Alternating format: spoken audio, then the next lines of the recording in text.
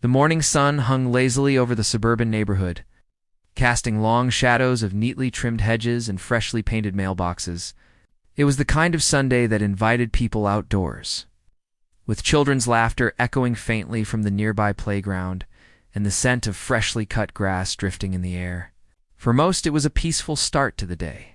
For Danielle Brooks, however, the morning would take a turn she could never have anticipated. Danielle had lived in the neighborhood for nearly 2 years with her husband, Lieutenant Marcus Brooks, a decorated Army officer who had recently returned from deployment. They had chosen this community because of its reputation for safety and inclusivity. Believing it was the perfect place to plant roots and start raising a family, Danielle cherished her early walks to the park, enjoying the chance to stretch her legs and breathe in the quiet calm before the day unfolded. As she strolled back from the park that morning, a small tote bag hanging from her shoulder, Danielle hummed softly to herself. She wore athletic leggings and a hoodie, her natural curls pulled back into a bun. Her pace was unhurried, her mind drifting between plans for brunch and whether she should call her mother later. But just as she turned onto her street, her peace was abruptly interrupted by a sharp, accusatory voice that pierced the still air. "Excuse me, where do you think you're going?" The tone was not one of curiosity, but of authority, laced with suspicion. Danielle stopped in her tracks and turned, startled, to see Karen Miller, a middle-aged woman known in the neighborhood for her overbearing presence as a member of the Homeowners Association board. Karen stood with her hands on her hips, sunglasses perched on her nose, her expression tight with disapproval. Karen had earned an unfortunate reputation among residents as someone who took her HOA role far too seriously. She was often spotted walking the neighborhood with a clipboard in hand, noting lawn violations, unapproved decorations, or anything else she deemed a disruption to the neighborhood's standards.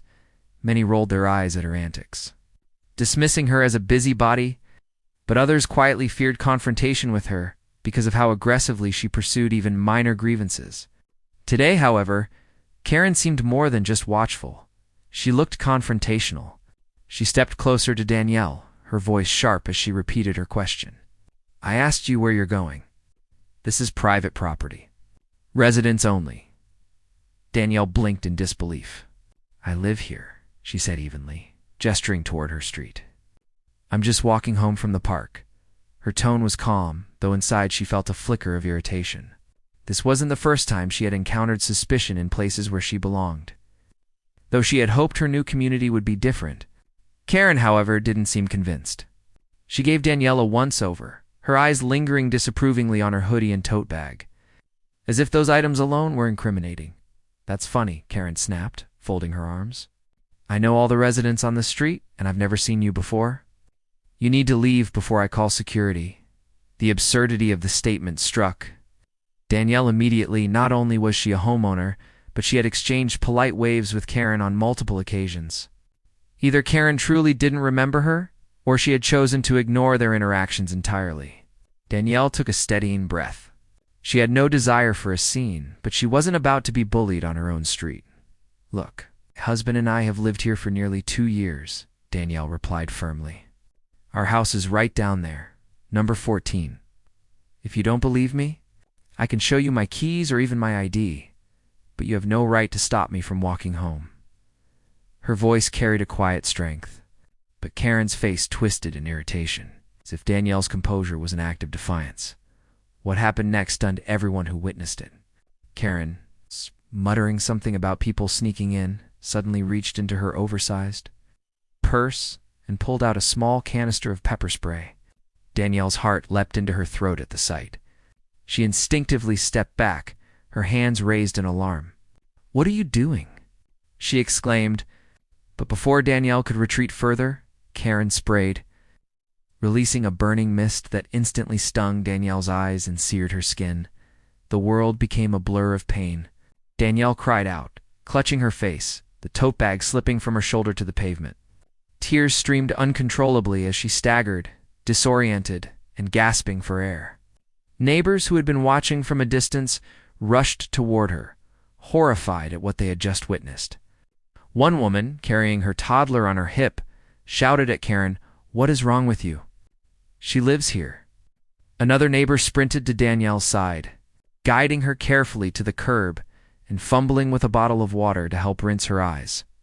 Karen, however, stood defiantly, pepper spray still clutched in her hand. "I was protecting the neighborhood," she insisted, her voice loud and defensive. She was trespassing. I don't care what she says. But her words rang hollow in the face of Danielle's obvious suffering, the incredulous stares of the bystanders. The collective mood had shifted swiftly from curiosity to outrage.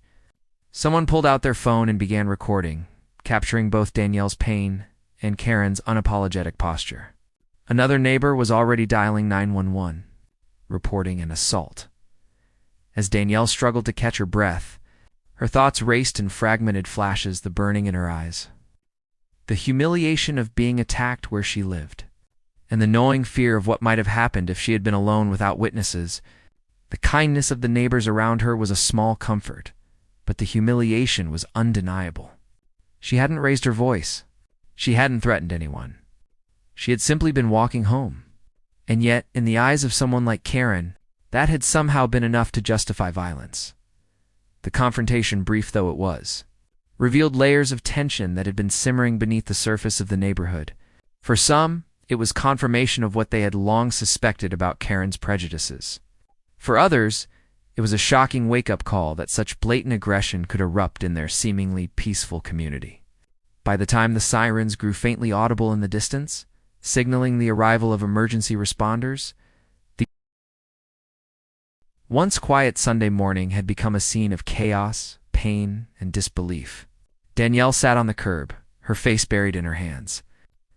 As neighbors hovered protectively around her while Karen stood alone, suddenly realizing that her version of the story would not go unchallenged, the flashing red and blue lights arrived within minutes, splashing across the quiet suburban street like a warning beacon.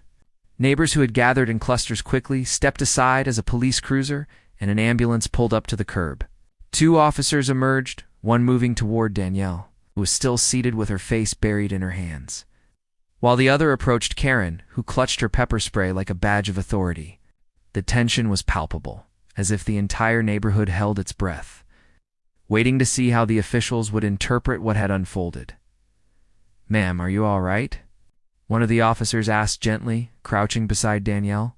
She lifted her head slightly, her eyes red and swollen, her face streaked with tears and the residue of pepper spray. A neighbor knelt beside her, still holding a half-empty water bottle, while another fanned her with a folded magazine in a futile attempt to provide comfort. Danielle's voice cracked as she tried to explain, but the pain made it difficult to form words. The officer motioned for the paramedics, who immediately began flushing her eyes with saline solution and checking her breathing. Meanwhile, Karen was quick to make her case. "I was protecting the community," she declared, her tone defensive but unwavering. "This woman doesn't live here. She was trespassing, and I had every right to stop her before something happened." She gestured toward Danielle, as though her very presence was incriminating. But the officer listening to her raised an eyebrow. "Several witnesses are telling us she does live here," he said flatly, "and we've got at least 2 people who say they've seen her around the neighborhood before." Karen's mouth tightened, but she didn't back down. "They're mistaken. She doesn't belong here. I was just doing my job." The officer scribbled notes, his face unreadable, but the neighbors surrounding them were less restrained. Voices rose in anger, some shouting that Karen had gone too far, others insisting that the HOA had no right to police people like that. A few even began recalling previous incidents where Karen had targeted certain residents, mostly people of color or younger families, with letters, fines, or public confrontations. For the first time, it seemed, her actions had reached a breaking point in the community's collective patience as the paramedics helped. Danielle to her feet and guided her toward the ambulance for further care. A murmur spread among the crowd. Some pulled out their phones to text friends and relatives. Others muttered under their breath, their expressions a mix of pity for Danielle and disbelief at Karen's audacity. Within minutes, the entire block was buzzing with outrage, and it was clear that what had happened would not simply fade away. Word traveled quickly, and by the time Marcus Brooks returned home later that day, The incident had already become the neighborhood's central conversation. Marcus had been at a weekend training session for his unit, preparing for an upcoming mission. When he stepped out of his car and saw the crowd lingering near his driveway, his pulse quickened.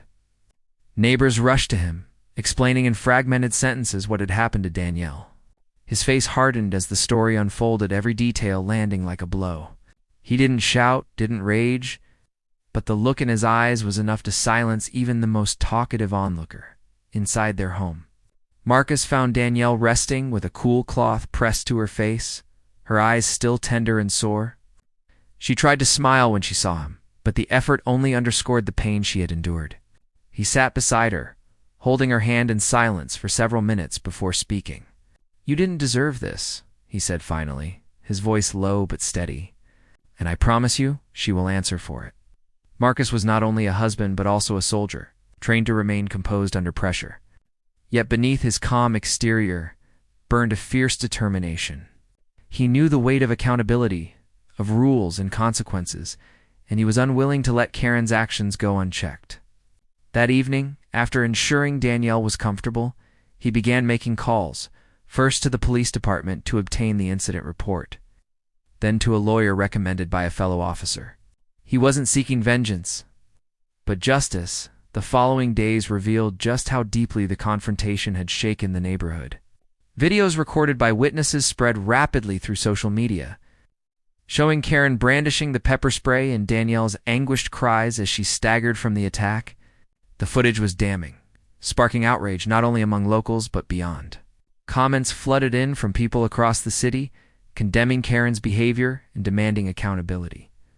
Community leaders spoke out about the dangers of prejudice and vigilantism, and even the local news picked up the story, framing it as part of a larger conversation about racial bias and abuse of authority in homeowner associations. For the HOA board, the pressure was immediate and overwhelming. Residents demanded an emergency meeting to address Karen's conduct, with many calling for her immediate removal. What had once been dismissed as just Karen being Karen was now seen in a far more serious light. Neighbors who had quietly endured her nitpicking and surveillance came forward with their own stories, painting a picture of a woman who wielded her position like a weapon. The board, caught between protecting one of their own and facing a full-scale revolt, found themselves backed into a corner. At the meeting, Marcus attended alongside Danielle, who sat quietly, her sunglasses shielding her sensitive eyes. The room was tense, packed with residents who had come not just to listen but to demand change. When Marcus spoke, his voice carried the weight of both personal pain and professional authority. "My wife was attacked in her own neighborhood," he said firmly. "She was accused of being an outsider simply because someone refused to see her as belonging here. That is unacceptable. This isn't just about my family. This is about every resident's right to feel safe and respected." In their own community, his words were met with murmurs of agreement. Followed by applause that grew louder with each passing second, Karen attempted to defend herself, claiming she had acted out of caution, but her words were drowned out by the chorus of disapproval around her. Residents who had once tolerated her interruptions now spoke out openly, recounting how she had harassed them over trivial matters or made them feel unwelcome. By the end of the meeting, the board had little choice but to vote on her removal. The decision was unanimous. Karen was stripped of her position and barred from holding any future authority within the HOA. But the consequences didn't end there. With Marcus's legal team involved, Karen soon found herself facing potential criminal charges for assault. The police report, eyewitness accounts, and video evidence formed a compelling case. While some neighbors expressed pity for the situation she had created for herself, most felt it was a long overdue reckoning. Justice, they believed, was finally catching up with her. For Danielle and Marcus, the days that followed were a mix of relief and reflection. The support from their neighbors was heartening. Casseroles delivered to their door. Cards slipped into their mailbox, offers to help with anything they needed. But the memory of the confrontation lingered, a reminder of the fragility of belonging in spaces where prejudice still lurked beneath the surface. Danielle chose not to let the incident define her, though. Instead, she and Marcus resolved to use their experience as a catalyst for change. speaking at community forums and advocating for stronger protections against racial bias in neighborhood associations. In the end, what began as a painful act of hostility became a turning point for the community. The incident forced residents to confront uncomfortable truths and sparked meaningful conversations about fairness, accountability, and respect. Karen's downfall served as a warning of what happens when power is misused, while Danielle's resilience became a testament to strength in the face of injustice. And through it all, Marcus stood steadfast beside her, not only as a husband and soldier, but as a symbol of the dignity and justice they both believed their neighborhood could and should embody.